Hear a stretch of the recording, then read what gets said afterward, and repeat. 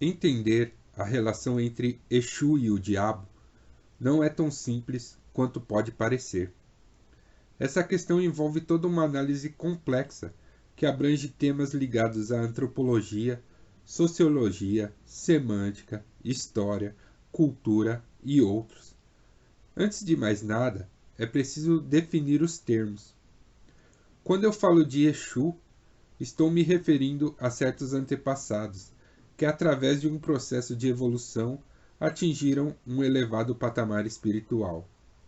Esses seres alcançaram uma vibração que alguns dizem que se assemelha muito ao que os antigos entendiam como Orixá Exu ou Elegbara, e hoje atuam em diversas vertentes espirituais como meio de ligação entre os planos físico e espiritual. Essa não é uma definição aceita por todas as vertentes, mas é, digamos, um consenso da maioria. Então, os Exus e as Pombagiras são considerados ancestrais divinizados. Eles são considerados assim por grande parte dos adeptos que lidam com eles. Já o diabo é um termo que a maioria associa ao antagonista de Deus, uma entidade maligna forjada no cristianismo, cujo único propósito é destruir as criações divinas. Vale lembrar que, se estudarmos toda a história do cristianismo, veremos que essa definição de diabo é recente e ela é questionável, tanto do ponto de vista semântico quanto teologicamente. Nos primórdios da Igreja, Deus possuía um caráter absoluto, sendo a fonte do bem e do mal, e não existia uma figura opositora. O dito demônio era apenas uma ferramenta que Deus utilizava para testar a fé da humanidade. O diabo, como a maioria conhece, é uma criação medieval. O conceito de regente do inferno, pelo menos dentro do cristianismo, é mais recente do que a maioria imagina. Embora existam outras culturas, como os persas, por exemplo, que em determinado momento adotaram uma visão dualista do universo. Mas no que tange o cristianismo, esse conceito ele é bem recente. Tá? De qualquer forma, isso sempre foi motivo de debates aí dentro da igreja. Quando falamos de diabo, a maioria entende que estamos falando da fonte de todo o mal. À primeira vista, não há correlação entre esses termos. Né? Não tem uma correlação imediata entre esses dois termos. Um antepassado espiritual não se relaciona de maneira nenhuma com a fonte de todo o mal em nenhuma cultura. Até mesmo os mais fanáticos dos evangélicos têm respeito pelos patriarcas da igreja, que no fundo nada mais são que ancestrais daquele segmento. Mas é aí que entram os processos históricos e também a construção da mentalidade coletiva da civilização ocidental. Eu não vou entrar muito nos detalhes disso, mas é de conhecimento geral que o continente africano sempre foi objeto de cobiça e disputa pelos povos, desde os tempos dos fenícios, passando pelos gregos, romanos, vândalos, árabes, mais recentemente os muçulmanos. Diversos pensamentos estrangeiros tentaram dominar os nativos de diversas formas, seja cultural, religiosa, militar ou economicamente. Mas o que importa para esse estudo é o período que nós chamamos de colonização europeia. Foi nessa época que o termo diabo entrou efetivamente em solo africano. Muitos consideram a expansão europeia apenas em seu caráter militar ou econômico, porém ela foi essencialmente uma expansão de caráter religioso. Era uma preocupação genuína dos europeus converter os povos dominados ao cristianismo. Quando os missionários eles tiveram contato com a cultura africana, eles realmente acreditaram que aquelas terras eram regidas por forças malignas, uma vez que o costume dos povos que ali habitavam eram totalmente diferente dos costumes europeus. O cristianismo, ele tinha um modo operandi muito bem estabelecido. Isso é uma herança dos israelitas. Eles costumavam assimilar deuses que iam de encontro aos seus paradigmas, incorporando as características dessas divindades ao seu próprio Deus ou então a algum santo, como fazem os católicos. Acontece que, quando os padrões da divindade não se encaixavam aos costumes dos europeus, quando a divindade adorada por determinado povo ela era muito diferente, muito fora dos padrões, ela era associada ao diabo. E foi isso que aconteceu com o Exu dos Iorubás ou Eligbara dos Fons. Exu era um movimento. Ele era tido como o princípio de comunicação entre o astral e o material. Contudo, seus símbolos eles eram associados a atividades sexuais, especialmente o falo. Então, como diz o Danilo Copini no livro O Culto da Chama Vermelha e Preta, né, abre aspas, sangue de sacrifícios, pessoas de pele negra, ambiente selvagem e por vezes hostil, falta de concepção de pecado e um Deus fálico que rege toda essa força. O resultado: Exu era o Príapo africano, uma das formas de Satanás e seus anjos caídos. Consequentemente, o ódio, a maldade, a perversidade, que iam de encontro, né, ao misericordioso Deus cristista. Fecha aspas. Então, resumindo, Exu ele foi associado ao diabo ainda em solo africano. Curiosamente, um negro foi o primeiro a documentar essa associação. Um negro convertido à fé colonizadora, né, que usava isso para converter mais pessoas, e a tática acabou dando bastante resultado. Muitos dos escravos trazidos ao Brasil já possuíam uma visão dualista do universo, desse conflito entre Deus e o diabo, e esses paradigmas primeiramente cristãos, né? Já em território brasileiro, houve vários períodos importantes desse sincretismo de Exu com o diabo.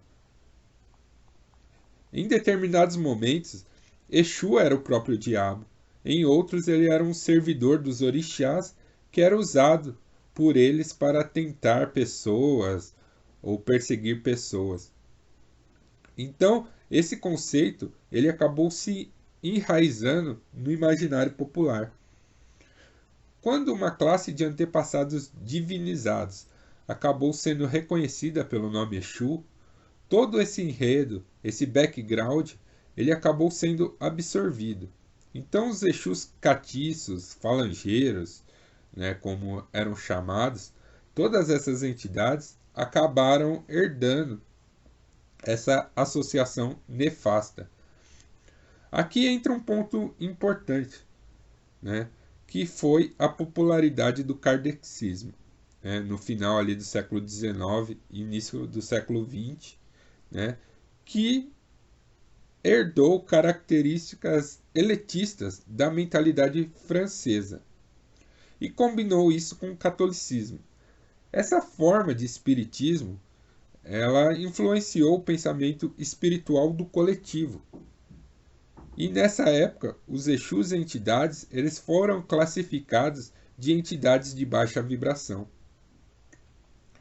Nós sabemos que foi na França que surgiram os termos magia negra, magia branca, ou que pelo menos esses termos prosperaram, né? Magia negra, magia branca, alta e baixa magia, né?